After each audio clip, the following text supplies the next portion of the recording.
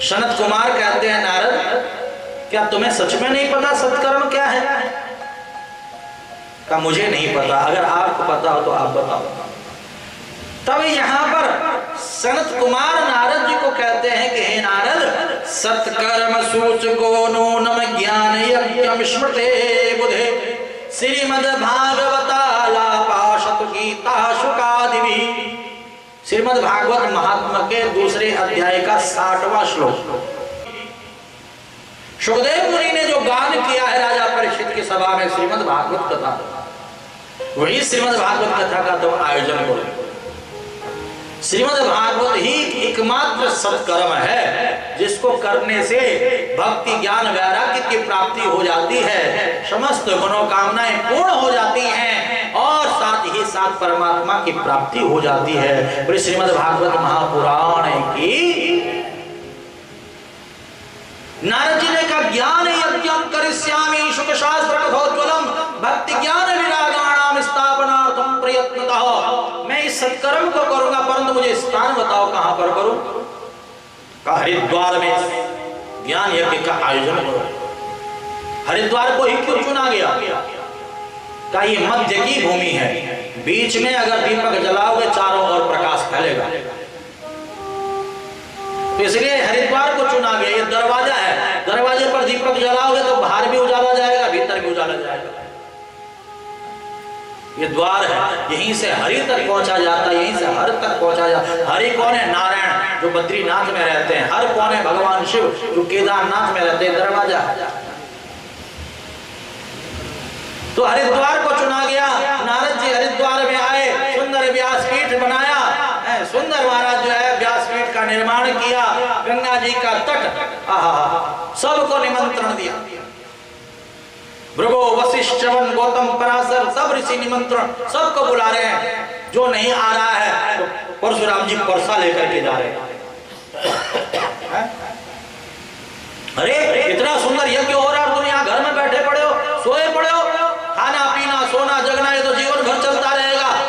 अपने उद्धार के लिए आओ, कथा चल रही है, संत कुमार कथा कह रहे हैं, देवर्षि नारद कथा सुना रहे हैं, कथा में पहुंचो। और महाराज वहां पर बड़ा भारी जन समुदाय एकत्रित हो गया। गृहस्थी, वानप्रस्थी, ब्रह्मचारी, सन्यासी सब के सब वहां पर एकत्रित हो गए और संत कुमार व्यासपीठ पर विराजमान हो गए और सुंदर कथा कहने लगे कि सदा से श्रीमद्भागवती कथा यस्या श्रवण मात्रेण हरिश्चित्तं समाश्रयेत्। सदा से श्रीमद्भागवती कथा। बहुत सारे लोग कहते हैं कि कितनी बार इस कथा को सुने? 12-13 वर्षों से तो महाराज बसंत विहार में सुन ही रहे हैं। सुन रहे हो कि नहीं सुन रहे हो? अभी महाराज हिंदू इनक्लेव में कथा हुई थी, वहां पर भी सुनी थी महाराज। हमारी अभी माई मैया आई है, सीमा मैया। उससे पहले महाराज स्वर्णलता है, यहाँ पर माता बैठी हुई, नाम कभी भूल जाता हूँ कभी याद रहता है। इनके घर पर भी कथा आप लोगों ने सुनी। हमारी आज कमलेश मैया यहाँ पर बैठी हुई है, इनके द्वारा आपने नंदपुरी में भी कथा सुनी, माता के डेरे में भी कथा सुनी। अभी महाराज यहाँ पर एक मैया आई थी, रेवत लाल जी की बहू, नाम भूल गया, शीतल मैया ने भी बड़ा सुंदर बैंक्वेट हॉल में कथा करवाई थी, वहां पर भी आपने सुनी थी। हमारे लाला जी बैठे हुए, तो एक बार ने 2 बार कथा, एक बार पिताजी के निमित्त, एक बार माता जी के निमित्त कथा करवाई, वहां पर भी आप लोगों ने सुनी। तो बहुत सारे लोग कहते कितनी बार इस कथा को सुने? ध्यान देना आप और हम। कभी कहते हैं कि कितनी बार हम श्वास लें? बोला कभी आप लोगों ने? बस अब अगली श्वास तो लेंगे ही नहीं, बस हो गया, बहुत श्वास लेंगे। कभी बोला किसी ने ऐसा? जैसे जीवन में खाना पीना, उठना बैठना, सोना जगना, श्वासों को लेना आवश्यक है, ऐसे जीवन में कथा भी बहुत अनिवार्य है, बहुत आवश्यक है।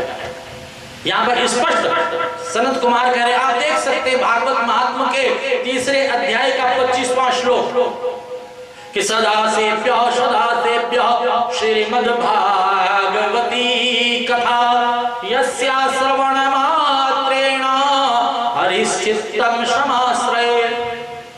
ये जो श्रीमद् भागवत की कथा है इसको रोज सुनना चाहिए, जहां मौका मिले, जहां सौभाग्य मिले। और इस कथा को सुनने से ही जैसे मोबाइल फोन बैटरी डाउन हो जाती है, फिर उसे करंट देते तो चार्ज हो जाता, नहीं हो जाता। ये जरूरी नहीं कि आप घर पर ही चार्जर रखोगे और घर पे चार्ज करोगे तो बैटरी चार्ज होगी। आप सफर में जा रहे हो तो सफर में बैटरी डाउन हो जाती है तो वहीं गाड़ी रोक करके चार्जर पर लगा लेते हो, लगाते नहीं लगाते, और वहीं पर बैटरी चार्ज हो जाती है। ऐसा नहीं कि आप अपने आप घर पर आयोजन कराओगे कथा का तो ही आपको लाभ, जहां भी कथा हो रही हो वहीं बैठ करके इस कथा का श्रवण करो, आपको पूरा लाभ मिलेगा। सामर्थ्य हो तो खुद कराओ, सामर्थ्य नहीं है तो जहां कथा हो रही वहीं बैठ जाओ।